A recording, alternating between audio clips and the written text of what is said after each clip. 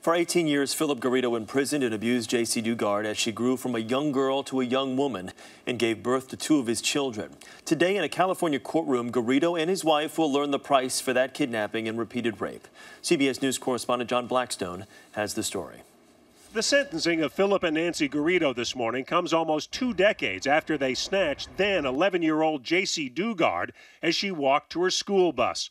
In April, the couple pleaded guilty to kidnapping Dugard and holding her captive for 18 years in a grotesque backyard compound that some described as unfit for animals. Phillip Garrido, 60, faces a sentence of more than 400 years. Nancy faces 36 years. They know that Garrido will go behind bars and will never have an opportunity to victimize another young girl, and the same thing with his wife. The guilty pleas have spared Dugard, now 31, from testifying about her long captivity, during which time she raised 2 daughters fathered by Garrido. She was ready, willing, and able, if called to testify. She was prepared to do that.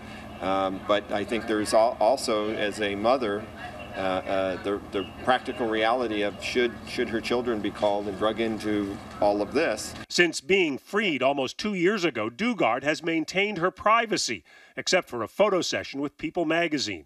But next month, she will release a book she's written about her hellish 18 years. It is a tale that can be both horrifying and hopeful. Jaycee Dugard gave hope to the parent of every missing child. She miraculously reappeared and seemingly in good physical and emotional health. But she could have been released years earlier if parole officers had been properly monitoring Garrido, a convicted sex offender. For that failure, the state of California paid Jaycee Dugard $20 million. John Blackstone, CBS News, San Francisco.